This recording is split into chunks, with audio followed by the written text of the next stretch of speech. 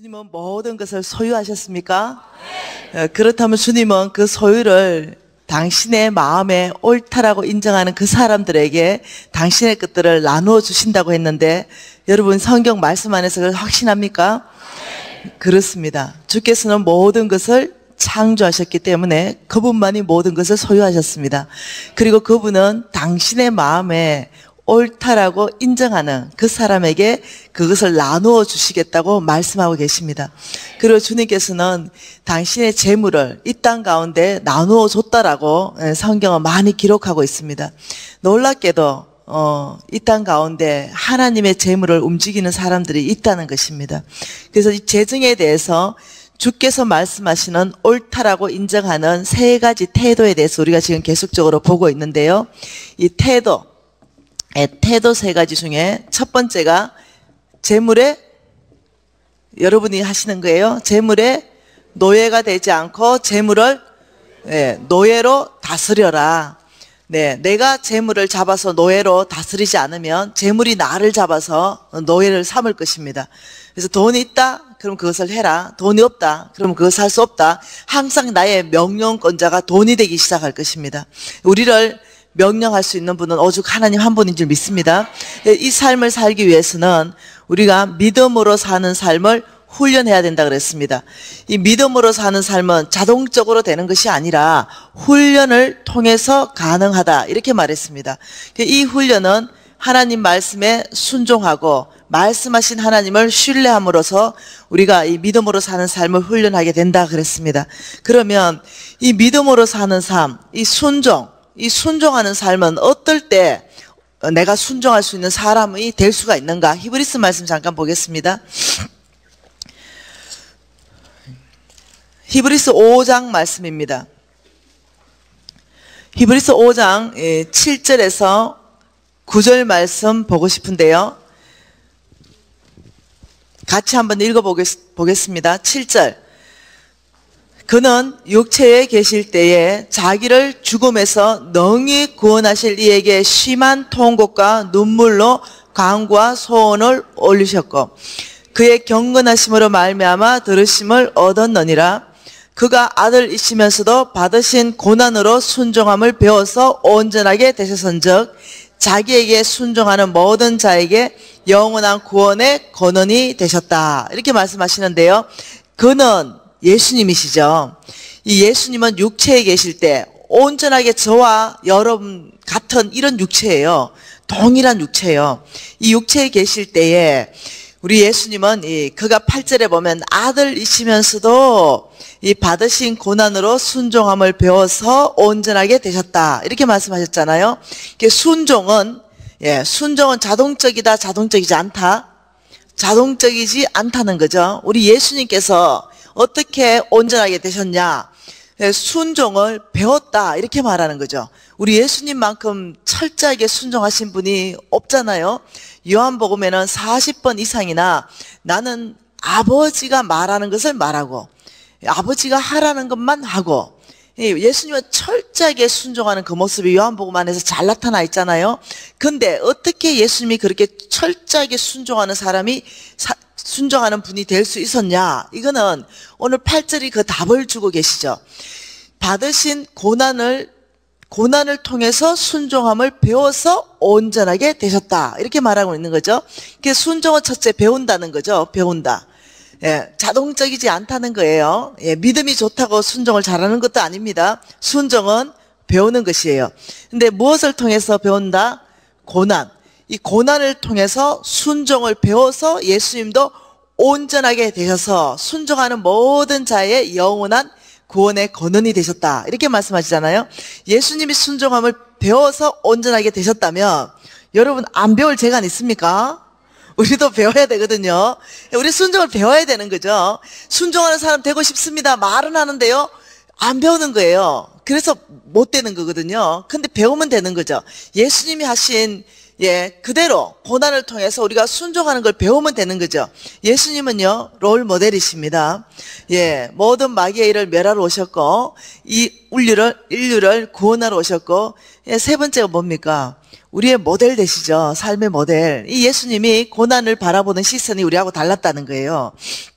우리는 고난을 오면은 왜 나만 이런 고난 가운데, 예, 이렇게 되는데 예수님은 고난이 딱 닥쳤다. 이때가 내가 아버지께 항복할 때이다. 이때가 내가 아버지의 뜻 가운데 순복할 때이다. 아버지 이 고난을 통해서 저에게 무엇을 가르치시기를 원하십니까? 이 질문을 하는 거죠. 여러분 앞에 고난이 왔다? 그러면 고난을 통해서 순종함을 배울 수 있는 것은 이 질문을 해야 되는 거예요. 아버지, 이 고난을 통해서 저에게 무엇을 가르치기를 원하십니까? 이거예요. 그러면 그 앞에 주님 가면은, 네, 하나님이 가르치고 싶은 교과 과목을 말씀하시는 거죠.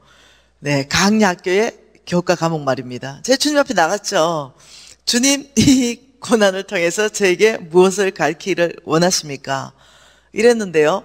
즉각적으로 주님께서 저한테 말씀하신 게 불신앙이다. 이렇게 했어요. 불신앙. 내 깊이 안에, 저는 제가 불신앙이 있다고 생각도 못 했거든요. 근데 너 깊이 안에 내가 불신앙을 다루고 있다라고 말씀하셨어요. 제가 충격받았죠. 예, 제가 바깥으로 워낙 홀리하게 살아가지고요. 제 깊이 안에 불신앙이 있다. 이거는 제가 몰랐던 영역이에요. 근데 주께서 가르쳐 주시는 거죠. 그리고 제 안정감이 어디에 있는가를 보이기 시작하는데 예수님이 아니고 돈이었던 거예요. 예, 돈이, 재물이, 이것이 나의 이 안정감이었어요. 예, 대표, 이런 직위가 나의 안정감이었어요. 그런 것들을 다 보이기 시작하면서 주님 앞에 제가 고난을 통해서 정말로 하나님 앞에 항복하는 법, 그리고 순종하는 법을 배워가기로 결정했습니다. 여러분, 순종하시고 싶습니까? 예, 하나님 말씀에 내가 그대로 행동으로 나가는 것까지 가는 것이 순종이거든요. 그렇다면 여러분 이제 배우시면 됩니다. 예, 늘 날마다 고난이 닥칠 때마다 이 말씀을 묵상하세요. 아, 이때가 하나님이 나를 가르칠 때시구나. 이때가 내가 배울 때구나. 이때가 한 단계 나의 믿음이 도약할 때구나. 이 고난을 통해서 순종을 배워버리면요, 여러분 그 고난은 지나갑니다. 근데 여전히 남을 원망하고 그걸 배우지 않고 이러면 그 고난이 오래 머물러 있어요. 근데 배워버리면 그 고난이 나한테 더 머물러 있을 어떠한 게 없거든요. 그렇기 때문에 여러분이 지혜롭게 사셔야 됩니다. 네, 고난을 통해서 순정함을 배워서 우리는 믿음으로 사는 사람으로 거듭나게 될 것입니다. 두 번째는요, 재물을 보물처럼 여기지 말고 잘 관리를 해야 된다, 이렇게 말했습니다. 이거는 내가 주인이 아니다 그랬습니다. 주께서 나에게 맡겨놓으셨다 그랬습니다. 이거는 청지기의 삶을 통해서 나는 주인이 아니라 정말 나는 신실한, 불의한 청지기가 아니라 신실한 주의 청지기 될 수 있댔는데, 이거는 어떤 삶으로 가능하다 그랬습니까? 심고 거두는 삶. 주께서 심으라는 곳에 심고 주께서 거두라는 삶을 거두면요, 어떤 결과가 나타나냐면 하나님을 경험하게 됩니다. 이런 일들이 일어난다는 거죠. 자, 세 번째요. 그래서 어저께 여러분, 심는 게 주님의 이 나라 안에서 재정은 심는다, 거둔다로 쭉 말씀하고 계신다. 심는다, 주라, 하늘능에 입금한다. 이 모든 것이 다 똑같은 말이라고 어저께 길게 설명했죠. 세 번째는요, 이 장막 생활을 훈련합니다. 장막 생활 훈련. 이 장막 생활을 훈련하려면 단순한 삶을 삽니다. 단순한 삶. 이 단순한 삶은 말 그대로 단순한 거예요.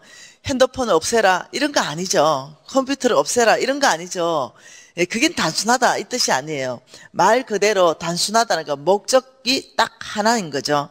나의 살아가는 목적이 하나이고, 이 목적을 향해서 나의 시간과 에너지와 열정과 은사와 재능과 능력과 재물을 다 어떠냐면 집중하는 거죠. 이게 단순한 거예요. 그러니까 이 단순한 삶은요, 그냥 주님께서 주라라고 한다면 그냥 주는 거예요. 주는 삶. 그냥 이유 없어요. 주인이 주라 하기 때문에 주는 거예요. 그리고 나는 받을 자격 없거든요. 근데 주님께서 받으라 하면 받는 거예요. 받는 삶. 재밌죠? 나는 주인이 아니기 때문에, 이미 청직이 됐기 때문에 내가 소유하고 있는 이 어떠한 것을 주께서 주라 하면 우리는 줄 수 있게 되는 거죠. 그리고 나는 받을 어떠한 자격이 없는데 주님께서 나한테 은혜로 공급해 주시니 감사함으로 받을 수 있는 거죠. 이거는 하늘나라에서만 가능한 겁니다. 세상의 나라는 반대되는 나라죠. 사고 파는 나라입니다. 근데 하나님의 나라만 주고 받는 나라이죠. 자, 이렇게 이 지금 세 가지는요 굉장히 중요합니다. 이것은 주께서 재물에 대해서 옳다라고 인정하는 세 가지 태도라는 거죠. 단순하게 살고 청지기로 살고 믿음으로 살고 굉장히 중요하다는 거죠. 이것을 이제 훈련할 때 주께서는 훈련시켜 줍니다. 훈련하기로 결정하면 주께서 훈련시켜 주십니다. 저는 훈련하기로 결정했어요. 그리고 간절하게 주님 앞에 나갔습니다. 아버지, 훈련시켜 주시옵소서. 오늘 오전에 홍성근 목사님 자신 있는 사람은 기도하라 그랬잖아요. 저는 더 내려갈 게 없기 때문에 거기에서 거의 노숙자처럼 살았는데 더 내려갈 게 뭐가 있습니까? 제가 아무리 그 옛날에 잘 나가고 이 상위 1%로 살은 거 이거 아무 소용이 없더라고요. 노숙자 생활 딱 들어가니까요 다 끝났습니다. 모든 게 끝났는데 더 내려갈 것도 없고, 그래서 저는 겸손하게 해주세요. 훈련하겠습니다. 이것도 저는 요청했었고요. 아버지, 저는 단순하게 살겠습니다. 청지기로 살겠습니다. 믿음으로 살겠습니다. 아버지, 저 훈련시켜 주십시오. 저는 정말 간절하게 나갔어요. 그러니 훈련시켜 주시더만요. 자존심이 꺾이는 일도 발생하게 되고요. 믿음으로 사는 삶의 가운데 도전도 주님께서 주셨죠. 어느 날입니다. 저는 굉장히 큰 이 하나님의 약속을 받았거든요. 이미 여러분하고 보셨듯이 이 사무엘상 2장 7절과 8절 말씀으로 통해서 일단 약속을 받았잖아요. 내가 너를 다시 부하게 만들 것이고 내가 너를 높이는데 어디까지 높이느냐, 귀족의 반열까지 높일 것이고 너는 영광의 자리를 내가 차지하게 할 것이다. 저는 이 약속의 말씀을 주로부터 받았고 바로 또다시 받은 게 이사야 45장 2절과 3절 말씀을 받았어요. 흑암 중에 보아와 은밀한 곳에 숨은 재물을 내가 너에게 이끌어 가겠다. 그래서 너를 콜링하는 분이 여호와 하나님인지를 네가 알게 될 것이다. 이 약속을 받았기 때문에 저는 엄청난 일이 내 안에 있을 것이다 생각을 한 거죠. 엄청난 일이 있을 것이다.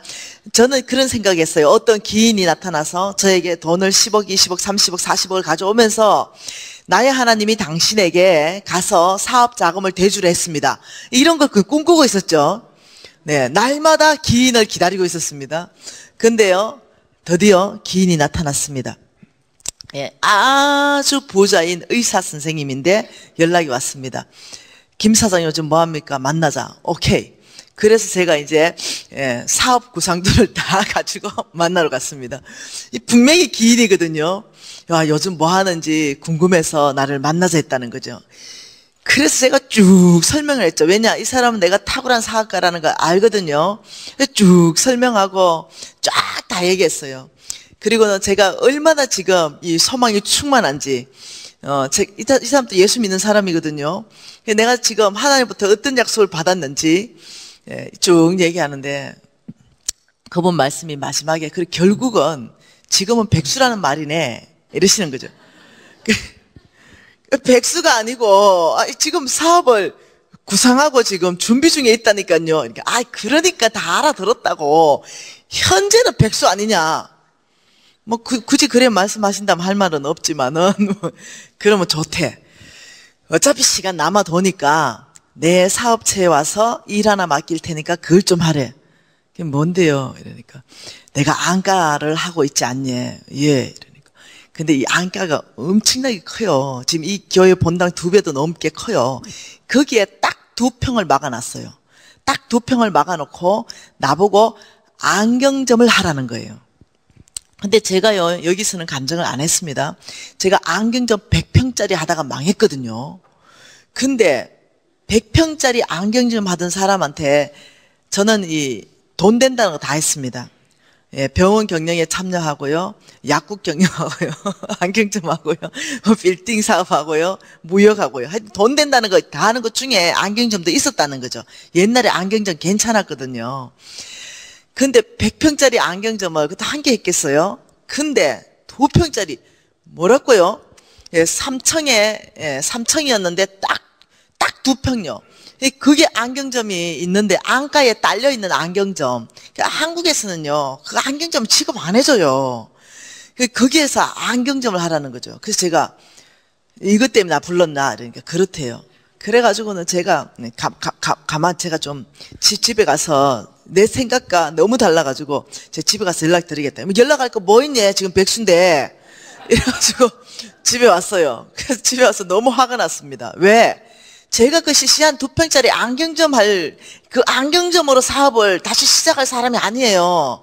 제가 상위 1%로 살았다니까요. 나라와 나라 상대로 제가 무역했다니까요. 근데 그 이 2평, 제가 아버지, 이래가지고 어떻게 허감중에 보호와 은밀한 곳에 재물이 옵니까?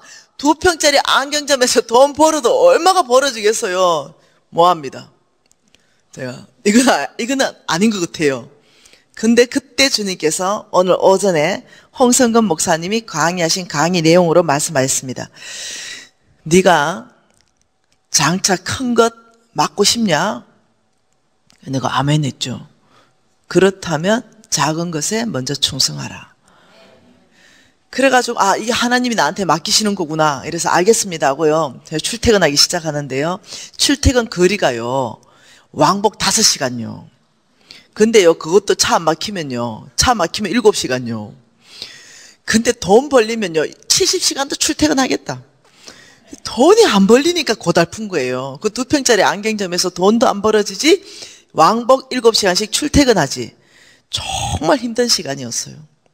그래서 어느 날 제가 주님 앞에, 주님 너무 힘들어요. 돈도 안 벌어지고 출퇴근 힘들어요. 이러는데 홍 목사님 강의가 기억났습니다. 정말 믿음으로 사십니까? 여러분이 정말 주님의 뜻 한가운데 계십니까? 정말 주의 뜻을 따라가고자 원하십니까? 그렇다면 주 예수 이름으로 담대하게 구하세요. 주 예수 이름으로 주께서 주실 것입니다. 주 예수 이름으로 구하라. 그리하면 그대로 주시리라. 여러분, 하나님께 구하세요. 이 강의가 생각이 딱 난 거죠. 맞다. 내가 주님의 뜻 한가운데서 주님의 뜻을 따라가고자 내 지금 얼마나 노력하고 믿음으로 살고 있냐. 차 한 대 구하자 생각을 한 거죠. 그리고 기도 노트 꺼냈습니다. 아빠, 차 한 대만 주십시오. 그러면 50분 만에 들어가요. 1시간도 안 걸립니다. 아빠, 차 한 대만 주십시오. 하고 요청했죠. 근데요, 기도하자마자 즉각적으로 응답하셨습니다. 예. 저축해라. 너무 놀랬죠. 아니, 저는 지금 차를 구했는데 우리 하나님의 방법은 네가 저축해서 그 차를 사라. 이게 하나님 방법이었어요. 굉장히 섭섭하더라고요. 홍 목사님 분명히 주신다더만. 이런 생각을 하고는 하나님이 저축하라 해서 그때부터 10개월 동안 50만 원씩 저축해서 500만 원 저축하기로 결정했습니다. 그리고 이 500만 원 타서 마티즈나 티코 가장 작은 국민차를 중고로 사면 가능한 거죠. 소망이 생겼잖아요. 10달 후에는 그래도 티코 마티즈를 탈 수 있다는 소망이 생겼잖아요. 열심히 다녔습니다. 열심히 일했어요. 하루에 7, 8시간 출퇴근했습니다. 그리고 10달이 됐습니다. 그리고 500만 원이 모아졌어요. 그때 제가 절대 잊지 못합니다. 노숙자 같은 생활을 10년째 하고 있었을 때거든요. 절대 잊지 못하죠. 처음으로 생긴 목돈이라는 거예요. 내 인생에 이제 완전히 그때는 10년 정도 그런 가난 속에 있으니까요. 거의 이제는 오히려 가난한 게 체질에 맞아요. 한 10년 정도 지나니까 내가 언제 상위 1%로 살았는가 다 잊어졌어요. 모세처럼 됐습니다. 네. 다 꺾였어요. 네. 내가 원래 이런 사람 같아요. 한 10년 정도 그 가난에 있어 보니까. 그리고 목돈 500을 딱 만졌을 때요. 내 눈이 이만해졌습니다. 옛날에 이 500은요. 미안합니다. 제 1시간 그냥 식사값이에요. 그런데 지금의 이 500은 10개월 모은 돈의 목돈이에요. 그래서 제가 얼마나 감격했는지 몰라요. 그리고는 제가 믿음으로 사는 삶이 저 인생 가운데 그렇게 쉽지가 않았습니다. 그래서 늘 붙여놨죠. 우리 홍성근 목사님이 이렇게 말합니다. 여러분, 믿음으로 사는 것보다 더 쉬운 삶 있으면 저한테 가르쳐 주십시오. 저는 그 삶을 살겠습니다. 그때 제가 믿음으로 사는 것보다 더 힘든 게 어딨냐. 네, 이거는 진정하게 하나님이 누군지 경험한 사람만 말할 수 있는 얘기죠. 그래서 저는 너무나 믿음으로 사는 게 힘들었기 때문에 붙여놨죠. 이렇게 주님 말씀하시면 적시 온전히 기쁘게 순종한다. 이걸 붙여놓고 날마다 외쳤습니다. 주님 말씀하시면 적시 온전히 기쁘게 순종한다, 순종한다, 순종한다. 유진이 보고 따라해라 임마.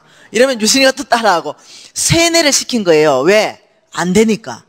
주님 말씀하시면 적시 기쁘게 온전하게 순종한다. 이게 저희 슬로건이었습니다. 날마다요 세뇌시켰습니다. 그리고 500만 원을 타게 됐죠.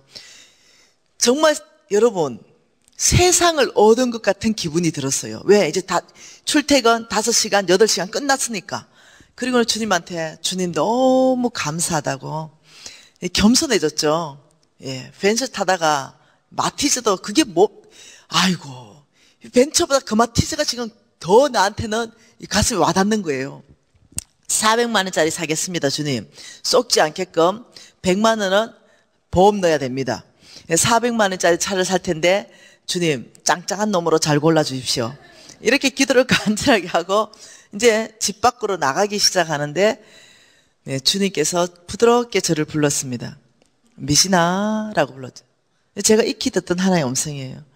그래서 제가 발을 멈추고는 주님 하실 말씀이 있으시냐고. 근데 주께서 너 그 500만 원 몽땅 있지? 예? 예, C국에 있는 이태영 선교사에게 그 몽땅을 선교원금 보내라. 여러분 그 이태영 선교사는요 우리 홍성근 목사님의 제자입니다. 예, 또 그리고 홍성근 목사님이 그 당시에 선교단체의 파송 선교사죠. 근데 중요한 건 내가 그 선교사를 싫어한다는 거예요. 예, 그래서 제가 생각하고 있다 이런 생각했습니다. 아닐 거야. 하나님이 이렇게 말씀하실 수가 없어. 왜냐면 목적헌금이거든요. 아니 목적이 있던 돈이거든요. 이건 내가 10개월 동안 하나님이 저축해서 차를 사라 했기 때문에 10개월 저축한 거거든요. 그런데 막상 차를 살려니 하나님이 C국에 이태영 선교사에게 선거용 번 이거 하나님 아닐 거야. 하나님 음성 아니야. 그리고 하나님 음성이면 절대 안 돼. 그래서 주님 앞에 아버지 저 하나님 음성 잘 못 듣는 거 아시죠? 제가 하나님 음성을 완벽하게 듣는다면 저 성향 자체가 100% 순종하는 거 주님 이미 아시죠? 근데 이게 어떻게 하나님 음성이라고 제가 확신할 수 있습니까? 그리고는 신발 신고 꾸역꾸역 나갔습니다. 왜? 기어이 하나님 음성이 아니라고 생각했습니다. 그럼 막 나가고 있는데 홍 목사님 강의가 저를 붙듭니다. 여러분 하나님 음성 들었습니까? 그렇다면 검증하십시오. 누구의 음성인지 무시하지 마십시오. 깔때기를 까십시오. 뭔가 들어왔다면 그냥 내보내지 마십시오. 아이고. 그래서 다른 사람의 음성, 사단의 음성, 하나님의 음성, 내 내적의 자아의 음성. 우리는 4가지 음성을 듣잖아요. 사단의 음성인가 검증해보니까 아니야. 무슨 사탄이 선교사에게 선교원금 보내라 하겠노. 일단 사단의 음성이 탈락. 다른 사람의 음성인가? 아무도 없었어요. 다른 사람 음성 탈락. 하나의 음성 아니면 내 내적의 자아의 음성이에요. 그래서 내 내적의 자아의 음성도 탈락이야. 왜? 나 그 선교사 싫어하니까. 내가 주고 싶은 선교사도 줄 섰는데 내가 싫어하는 선교사. 그때 당시에 싫어했던 이유가 명확했어요. 우리 신랑이 병원에서 근무할 때가 있었어요. 그때 캐시로 2천만 원씩 월급을 받고 근무했었습니다. 근데 그 사람을요 못 이겨가지고 선교사 만든 사람이에요. 그 사람이. 난 싫어하는 거야. 그래서 난 싫은 거죠. 나 이 사람 싫어. 진짜. 그래서 나는 이 사람한테 그것도 내가 10년 만에 생긴 이 목돈이에요. 목적이 있는 거. 이 사람한테 몽땅 준다? 이거 있을 수 없는 일이에요. 이런 상황에서 가만 딱 검증을 해보니 하나님 음성이에요. 여러분, 제가 목숨 걸고 믿음으로 살고 싶었거든요. 믿음으로 산다는 것은 주님이 말씀하셨잖아요. 그러면 내가 할 일은 말씀하신 거에 대해서 행동까지 가는 거죠. 500만 원 보내는 게 내가 하는 게 순종이에요. 그게 안 되는 거예요. 막상 믿음으로 살고 싶은데 이 500만 원 앞에서 이거 나한테 전 재산이거든요. 이게 안 되는 거예요. 집행할 수가 없는 거예요. 그러면서 제가 너무 어렵다는 사실을 그때 깨닫습니다. 믿음으로 사는 거 결코 쉽지 않네. 너무 어렵다. 근데 이미 하나님을 깊이 경험한 터라 믿음으로 안 사는 것도 더 더 어려워. 믿음으로 사는 것도 어렵고 안 사는 것도 더 어렵고 순종도 어렵고 불순종은 더 어렵고 이런 사람이 돼 있었어요. 그래서 잠시 고민하다가 하나님 말씀하셨잖아요. 그래서 500만 원 몽땅을 그 이태영 선교사님에게 보내게 됩니다. 그리고는 제가 외칩니다. 주님 말씀하셔서 적시 온전히 억지로 순종했네. 순종했네. 기쁨 하나도 없었어요. 어떻게 기쁘게 순종합니까? 억지로 순종했어요. 그리고 입이 다 벌나왔습니다. 그리고 출근했습니다. 4시간에 거쳐서. 우리 2평짜리 안경점에 우리 부장님이 사장님 오늘 왜 그렇게 얼굴이 안 좋니? 오늘 말 시키지 마라. 이제 이러고 있는데 내 안에 막 화나는 게 계속 올라왔는데 막 하여튼 이 불순종하고 이 순종하고 이 차이에서 왔다 갔다 하다가 억지로 순종하고 나니까 이 안에서 별일이 다 일어났어요. 이제 해필이면 이태영이야? 내가 좋아하는 선교사도 줄 섰는데 뭐 이런 생각들이 올라왔어요. 한참을 막 내 안에 막 불평불만을 하고 있는데 우리 하나님께서 저에게 이런 말씀하셨습니다. 잘한다. 이게 통역 안 되는 거 아시죠? 그러면서 욥기 말씀을 기억나게 하셨는데요. 네가 무엇을 결정하느냐 결정하는 대로 이루어질 것이다. 네가 불평불만하기로 결정하면 끊임없이 불평불만할 수 있도록 수정될 것이다. 사단이. 근데 네가 감사하기로 결정하느냐 그렇다면 감사하는 조건들이 생길 것이다. 그래서 주님 감사합니다. 내가 태도를 바꿔야 되는 거예요. 그래서 그 순간에 제가 주님 감사합니다 이렇게 태도를 바꿨어요. 홍성근 목사님한테 제가 이미 배웠죠. 주님 감사합니다. 이 말 단어 자체는 굉장한 영적 전쟁에서 승리하는 단어죠. 주님 감사합니다는 순간 이 모든 주권은 주님께 드리는 거죠. 그래서 주님 감사합니다 하는 순간 감사의 조건이 갑자기 생각났어요. 그것은 제가 이태영 선교사 싫어할 때 하나님 앞에 질문한 적이 있었거든요. 주님 이태영 선교사 누굽니까? 이랬을 때 주께서 내 마음을 시원케 하는 자다 이렇게 얘기했거든요. 많은 선교사들이 있는데도 내가 직접 주로부터 들은 음성이 내 마음을 시원케 한다 이러니까 내 그 전재산 그 피와 같은 돈 그 전재산 안 쓰고 안 먹고 10개월 모은 돈을 주님이 마음을 시원케 한다는 그 사람한테 몽땅 보냈다 생각하니까 나는 싫어하지만 주님 마음 시원하면 됐지 뭐. 그 선교사는 나는 항상 마음을 답답하게 했거든요. 근데 주님 마음 시원케 하면 됐지 뭐. 이러면서 그냥 감사하더라고요. 왜? 내가 검증할 수 없잖아요. 많은 선교사들이 다 오리지널이라고 믿을 수는 없잖아요. 근데 주님이 다리를 놔서 아이 그래 됐다. 심었다고 생각하자. 심었다고. 예. 왜? 주님이 주라 했기 때문에 줬기 때문에 심은 거예요. 그래 열매 나겠지 뭐. 예, 사업 잘 되겠지. 이런 생각하고 마음을 털어버렸습니다. 그래 지금부터 다시 하는 거야. 50만 원씩 저축 10달. 이러고 마음을 털어버리고 밥 먹으러 가는데 내 친구 연락이 옵니다. 그 친구는 이제 강남에 사는 친구예요. 저는 인천에 살았습니다. 미진아 오늘 어차피 네 퇴근할 때 강남 찍고 가야 되니까 강남을 돌아서 일산 가고 이렇게 했거든요. 강남에 오라는 거죠. 왜? 이러니까 오늘 너에게 최고로 맛있는 일식집에 가서 식사를 대접하고 싶대요. 저녁을 1인분에 20만 원 30만 원 하는 이 최고급 집에. 그래서 제가 이런 생각했습니다. 아, 요 정도 이벤트는 오늘 해주셔야 된다 생각했어요. 하나님이 오케이 알았다고. 그래서 저녁에 돼서 강남의 친구 집에 떨어졌어요. 이게 벌써 아마 10수년 전 얘기잖아요. 친구 집에 가니까 이 친구가 야 미신아 가자 하고 이 친구 차고에 가서 차고 문을 열었습니다. 근데요 지금은 한국에 이 수입차가 많아요. 여러분이 미국에 있으니까 이 감각이 떨어졌을 거예요. 거의 그때 당시에는요 99.5%가 국산차일 때입니다. 정말 상위 1% 정도가 수입차 탈 때 그때입니다. 지금 한국 가면요 수입차가 많은데요 4, 5년밖에 안 됐어요. 이 수입차들이 많이 타는 게. 근데 떡 차고 문 열었는데 도요다예요. 예. 1억도 그 당시에 1억도 훨씬 넘는 도요다 중에도 최고급 도요다가 비닐도 안 벗겨진 채로 있는 거예요. 그래서 제가 네 도요타 차 뽑았나? 그러니까 오늘 받았대요. 좋다 이러니까 미진아 진짜 잘 나가는데 네가 한번 운전해봐라 이러는 거죠. 근데 저는 갑자기 마음이 상하는 거죠. 예, 오늘 500만 털리고 왔거든요. 그래서 아유 해필이면 주님도 타이밍도 오늘이가. 야 운전 안 해봐도 때깔 좋다. 잘 나가겠다. 운전해라. 옆에 탈게. 벌써 주님께 마음이 상해버렸어요.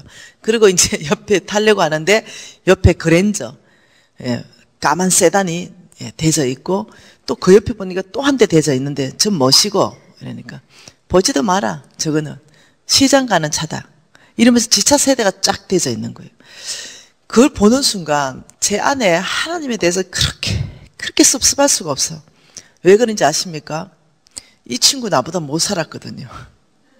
그리고 이 친구 어려울 때요. 제가 돈을 빌려줬고 이랬던 친구거든요. 이 친구 나보다 못 살았고 근데 예수를 그렇게 잘 믿는 친구였거든요. 근데 내 자신이 너무 초라한 거예요. 진짜 꼭 오늘 이래야 되나. 내가 그걸 타고 가려고 하는데 마음이 하나님께 꽉 상하는 거죠. 그래서 내가 있잖아. 우리 유지 밥도 줘야 되고 다음에 먹자. 가다가 김밥 한 줄 먹으려고 이러니까 안 된대. 됐다. 아마 기분이 상해서 밥 먹고 싶지가 않아. 됐다. 내가 먼저 갈게. 가고 있는데 막 가고 있으니까 저 성질 봐라 성질. 미진아. 아이 보내지 마라. 간다고 이러니까. 그게 아니다. 뭔데? 내가 오늘 새벽기도 갔는데 하나님이 니를 초청해가 최고로 맛있는 밥을 오늘 꼭 먹이려 했다. 야 하나님이 오늘 먹으라 한다고 내가 꼭 먹어야 되나? 하나님 보고 다음에 먹다 해라. 너무 화가 나. 오늘 안 먹다 해라. 여기 가고 있는 거예요. 야 성질 좀 죽이고 일로 와봐라. 됐다고. 먹기 싫어도 꼭 먹어야 되나? 미시다. 왜?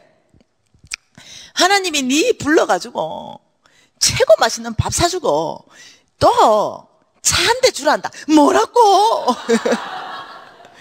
쫓아왔어요. 니는 차를 준다 소리를 빨리 해야 될까 아이가? 이러니까 밥 먹으면서 내가 차근차근 하려고 했지. 손피 봐라. 차 한 대 준다는 거예요. 여러분이 미진이 친구다. 오늘 뽑은 1억도 넘는 도요타 준다는 사람 손 한번 들어보세요. 나는 오늘 미진이 친구면 도요타 준다. 아버지 이 사람들 축복해야 됩니다. 나는 미진이 친구면 그랜저 준다. 그랜저 중간급. 나는 미진이 친구면 시장 가는 차 준다. 손 안 든 사람은 안 준다.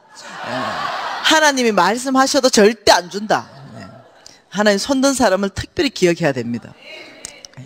나는 미진이 친구면 시장 가는 차 줍니다. 솔직히. 그래서 손 펴봐라. 그래가지고 내가 손 폈어요. 근데 얘가 차 키를 뽑아서 내 손에 딱 얹어준 키가 뭐였냐면 도요타 키였어요.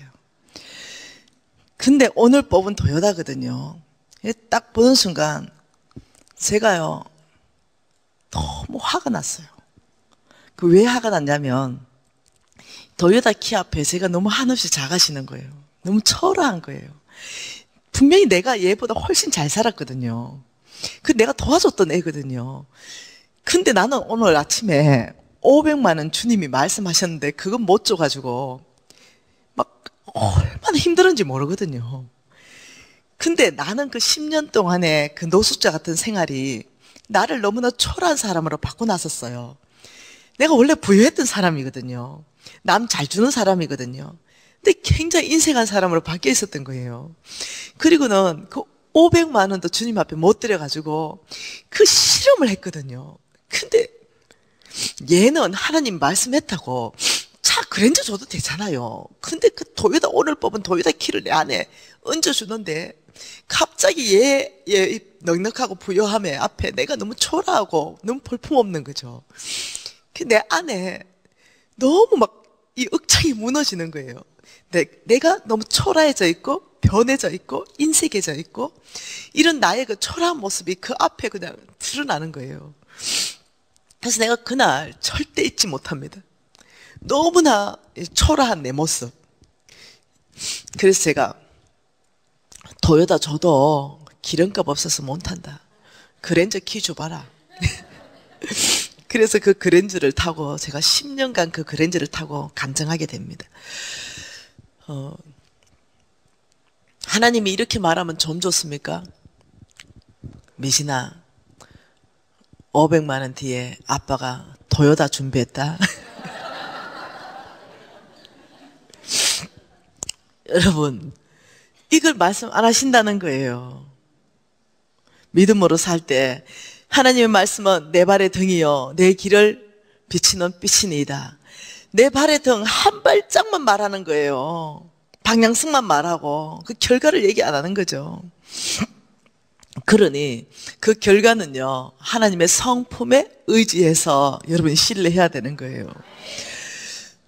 여러분, 믿음으로 사는 것, 저 지금 누가 저한테 믿음으로 사는 거 어떻습니까? 물어요. 제가 놀랍게 이렇게 대답합니다. 믿음으로 사는 것보다 더 쉬운 삶 있으면 저한테 제시하십시오. 제가 그 삶을 살겠습니다. 저는 이제 우리 스승님의 고백을 나의 고백으로 취하게 되었습니다. 그리고 제가 벤처 S 시리즈를 타게 되었습니다. 부자 되었습니다, 이제. 그리고 이제, 이 대한민국에서도 그냥 일반 벤츠 말고요, S 시리즈요, 상위 1%만 타는 벤츠를 제가 소유하게 됐습니다. 타고 갔는데 6개월 탔습니다. 6개월 탔는데 내 친구가, 벤츠가 뭔지도 모르는 애하고 식사하기로 돼 있는데 그 친구가 벤츠 타더니, 미신아, 이게 말로만 듣던 그 벤츠냐? 네 눈에는 이게 벤츠로 보이냐? S 시리즈. 이건 벤츠가 아니고 S라고. 일반 벤츠 3개, 벤츠 S라고 불러. 이러니까 내 친구가 S 한 번만 운전해보자. 해봐. 키 줬어요. 그 친구 태고 서울 시내를 한 바퀴 돌았습니다. 그러더니 이제 밥집 앞에 서서 이 친구가 이렇게 말합니다. 미신아, 와, 이런 차 나는 처음 타본대. 내 속으로 그렇겠지. 그러면서 내 앞으로 손을 쑥 내밉니다. 뭔 소이고 이게. 미신아, 이 벤츠 내주라. 내 눈이 이만해졌어요. 그 속으로 누구 집 전세 빼도 이거 못 산다. 이걸 달라는 거죠. 여러분 어떻게 생각하세요, 얘? 근데 제 안에 이런 생각이 들었습니다. 그 순간 내가 막 강의하던 강의 내용을 하나님이 다 지나가게 하시는 거죠. 하나님의 나라는 주고받는 나라요, 세상의 나라는 사고 파는 나라입니다. 내가 쑥 웃었어요. 왜 지나가게 하십니까? 네. 주님의 뜻은, 야, 걔 주면 좋겠다, 이거죠. 그래서 제가 막 웃었어요. 여러분, 제가 500만 원을 주님 앞에 내놓는 것 때문에 제가 정말 힘들었거든요. 근데요, 주님 내 강의가 지나가게 하는데요, 제가 0.1초도 안 걸려서 벤처키를 뽑았습니다. 손 펴라. 손 딱 폈어요. 벤처키 딱 얹어주면서 이렇게 말했어요. 지금부터 네 거다. 박수 치는 거 이때는. 사람이 바뀌었잖아요. 그라탕에서 인격이. 네. 이 그라탕에서 벤처로 바뀌는 순간 아니겠어요? 안 어렵게 됐습니다. 네. 더 이상 저한테 주께서 1억을 말씀하든 10억을 말씀하든 100억을 말씀하셔도, 내 생각에는 1000억을 말씀하셔도 더 이상 내가 돈이 있다면 그것을 하나님 앞에 내어놓는 것에 대해서 조금 더 어려운 사람이 아닌 거예요. 어느 사이에 나는 믿음으로 사는 삶을 훈련한 것밖에 없는데 하나님은 나를 아주 고상한 사람으로 바꿔갔습니다. 마음이 넓은 사람으로 바꿔갔고요. 사람들한테 호의를 베푸는 사람으로 바꿔갔고요. 옛날에는 내 이름이 나고 내가 칭찬받는데 돈을 썼는데 이제는요, 정말 그거요, 0.1%도 없어요. 0.1%도. 저는 자랑할 게 있다면 오직 내 못난 것밖에 없어요. 왜냐하면 나의 나됨이 하나님의 은혜이기 때문에 그래요. 그래서 여러분, 믿음으로 살 때 도전이 있을 것입니다. 근데요, 결과는 아름다울 것이에요. 왜냐하면 말씀하신 그분이 아름다우신 분이십니다. 네. 그래서 순종, 믿음으로 사는 삶, 여러분, 이것이 여러분 인생 가운데 대박을 터뜨릴 삶은 이겁니다. 다른 거 없습니다. 이 삶. 여러분, 이제 우리가 봤던 것은 계속, 그러면 하나님의 재물이 어디 있는가를 봤잖아요.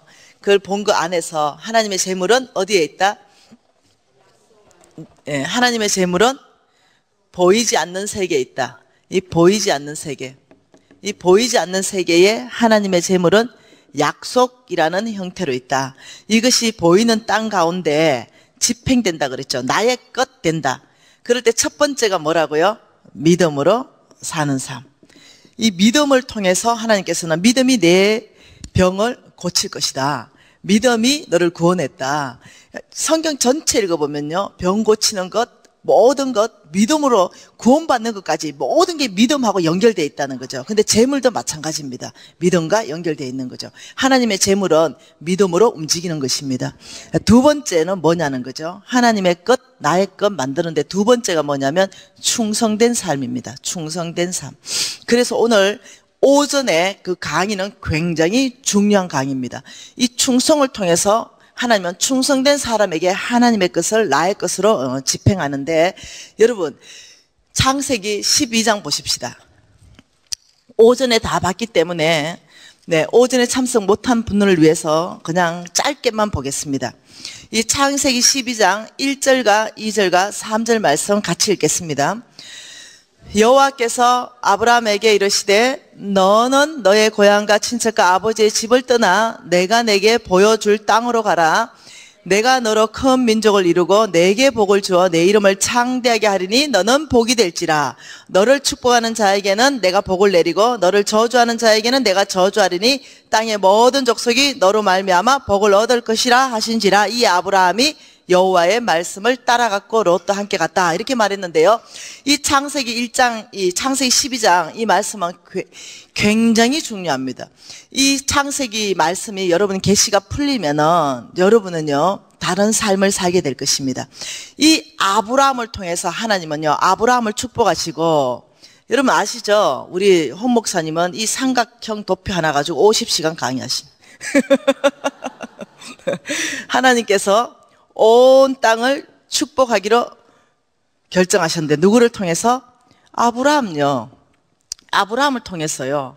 이 아브라함에게 하나님은 복의 파이프라인을 연결했다 그러죠. 예. 아브라함의 미션이 뭐라고요? 하나님의 나라를 세우는 거예요. 그래서 땅 주겠다, 자손 주겠다, 네가 보기에 거론될 것이다. 그리고 아브라함에게는요 가장 먼저 왔던 게 재물입니다.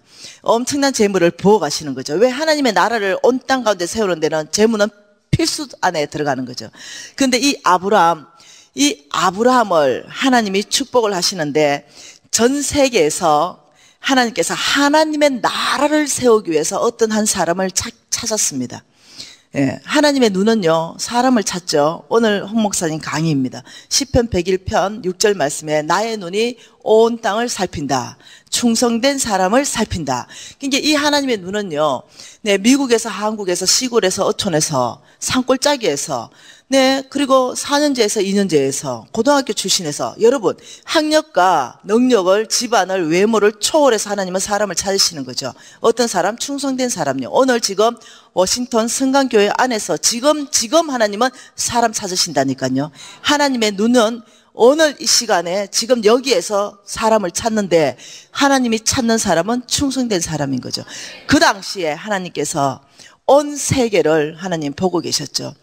내가 누구를 찾아서 누구를 통해서 나의 뜻을 이룰 것인가. 내가 지금 축복할 이 사람은 어마어마한 축복이, 아브라함보다 더 축복받은 사람은 성경 안에 있을까요? 없을까요? 없어요. 전에도 없고 앞으로도 없어요. 아브라함이죠. 이 어마어마한 축복, 아브라함에게 모든 축복을 내서 아브라함은 온 땅을 축복하는데 복에 거는 삶을, 이 사람, 이거 엄청난 대사건 아니겠습니까? 한 사람 뽑는데, 그 한 사람 뽑는데 아브라함을 선택한 기준이 뭐냐는 거예요. 아브라함은 데라의 자식입니다. 우상 섬기는 집안의 자식이라는 거예요. 객관적으로 봤을 때는요 고신사대 우짜라고, 대제사장 아들들 다 우짜라고요. 이 객관적으로 봤을 때요 우상 숭배하는 그 집안의 자식, 더 나아가면 우상을 만들어서 팔았던 그 집안의 자식, 어째 생각하세요? 하나님 공평하십니까? 아니 믿음 좋은 집안도 있고 대제사장 집안도 있는데 다 마다하시고 우상 숭배하는 그 집안에 아브라함을 선택하신 하나님, 기준이 뭡니까? 우리한테 설득시켜 주세요. 하나님 그냥 마음입니까? 아니라는 거죠. 그 기준이 느헤미야입니다.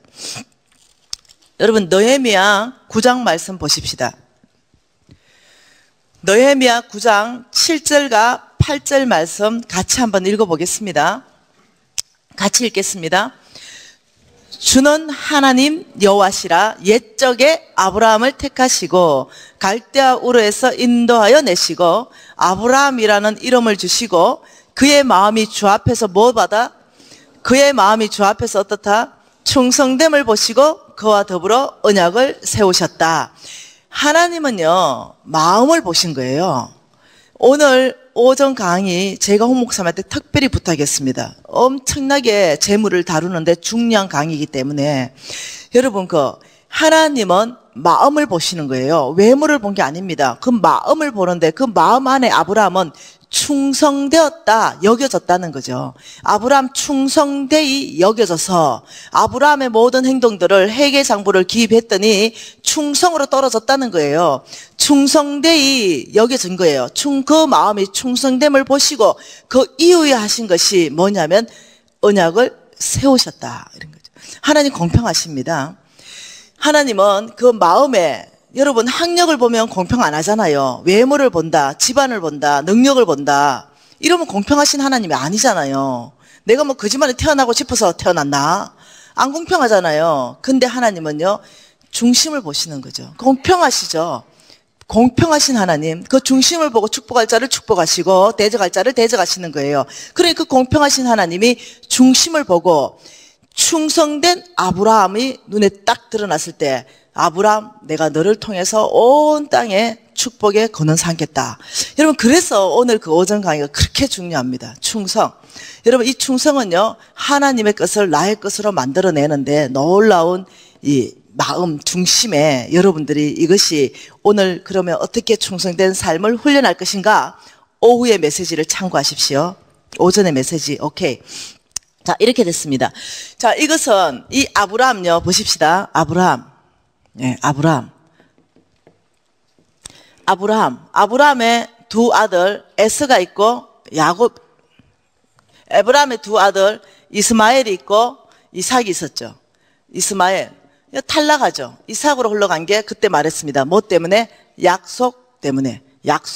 약속으로 출발해서 이삭에 흘러갔죠. 이삭의 두 아들 에서와 야곱이 있습니다. 얘 탈락하고 얘한테 흘러갔습니다. 이거 말했습니다. 에서는 육신적인 아이입니다. 이 영계 세계, 이 보이지 않는 세계, 이 보이지 않는 세계에 관심도 없어. 네. 배고픈데 무슨 장자권이 소용이 있느냐? 하나님은 장자권이 굉장히 중요한데. 그래서 야곱에게 흘러갑니다. 야곱에 네 아들이 있습니다. 첫째 탈락, 둘째 탈락, 셋째 탈락, 넷째에게 흘러가는데 왜 탈락하느냐? 잠깐 보고 지나가겠습니다.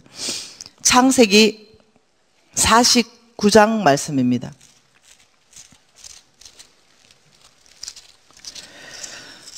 창세기 49장에 보면은 탈락하는 장면이 나오는데요. 자, 49장 3절에 보면 이렇게 말합니다. 야곱의 아들들에 대해서 나옵니다. 야곱이 죽기 전에 그 아들들을 불렀죠. 3절에 루벤아, 첫째 아들입니다. 너는 내 장자여, 내 능력이여, 내 기력의 시작이라. 위풍이 월등하고 권능이 탁월하다마는. 굉장한 아이죠. 예, 정말로 이 아이를 선택할 만한 아이죠. 근데 얘 탈락하는 이유가 아버지의 침상에 더럽혔었어요. 그러니까 얘는 하나님의 말씀에 심각하게 받아들이지 않죠. 하나님이 간음하지 말라 그랬거든요. 근데 이 아버지의 부인을 간음하게 됩니다. 놀랍죠. 근데 얘 왜 탈락합니까? 회개하고 돌이키지 않는 거죠. 예. 여러분 동일한 다윗도 실수했습니다. 근데 철저한 회개하고 돌이켰습니다. 여러분 이 실수 가운데 있을 수 있습니다. 회개하고 돌이키셔야 됩니다. 네. 자, 왜 그러면 하나님께서는 루벤을 탈락했냐면요. 하나님 이렇게 말했습니다. 온유한 자가 땅을 기업으로 받겠다. 이렇게 말했습니다. 온유한 자가 원래 성경적 의미가 뭡니까? 이 온유한 자는요, 말씀에 길들여진 자다. 이 말입니다. 원래 성경적 의미가. 이게 말씀에 길들여진 자가 땅을 기업으로 받겠다. 말씀으로 길들이지 않으면요, 땅을 기업으로 못 받는다니까요. 재물을 다스릴 수 없습니다. 말씀에 길들이지 않으면. 여기에는 하나님께서 간음하지 말라. 실수했다면 회개하고 돌이키라. 그러면 간음하지 않는 것이 말씀에 길들이는 것이고, 혹 실수했다면 회개하고 돌이키는 것이 말씀에 길들이는 건데 안 하는 거죠. 이제 둘째, 셋째가 또 탈락합니다. 5절에 보면 시몬과 레위입니다. 너희들은 형제인데 너희들은 칼은 폭력의 도구다. 살인죄까지 여러분 나아가는 거 다 아실 거예요. 그 여동생 디나 사건으로. 얘들 마찬가지입니다. 소욕대로 하는 거죠.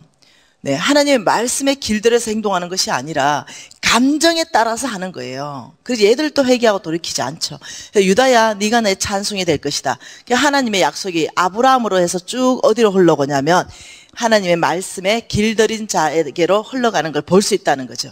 자, 이 말씀은요, 이렇게 말했습니다. 창세기 17장 말씀에, 15장 말씀에 이렇게 말합니다. 이 약속은 아브라함하고 내가 맺은 이 언약은 영원한 언약이다. 예, 영원한 언약이다. 앞으로 다시 오실 때 하나님께서, 예수님께서 다시 재림하실 그때까지 이루어지는 영원한 언약인 거죠. 이 아브라함의 후사들을 통해서, 아브라함의 씨를 통해서 이루어 가시는데, 지금의 아브라함의 이 후사가 오늘 오전에 보았던 말씀, 갈라디아서 3장 29절 말씀, 오지 않는 분들을 위해서 한 번 더 찾아보겠습니다. 갈라디아서 3장 29절. 여러분 외우세요. 이 말씀은. 이 갈라디아서 3장 29절이 뭐라고 말합니까? 너희가 그리스도의 것이면, 예, 주님이 나의 구주이십니다. 고백한다면 그리스도의 것이죠. 너희가 그리스도의 것이면 아브라함의 자손이요, 아브라함의 씨, 예, 아브라함의 씨, 예, 씨요, 약속대로 유업을 이을 자다.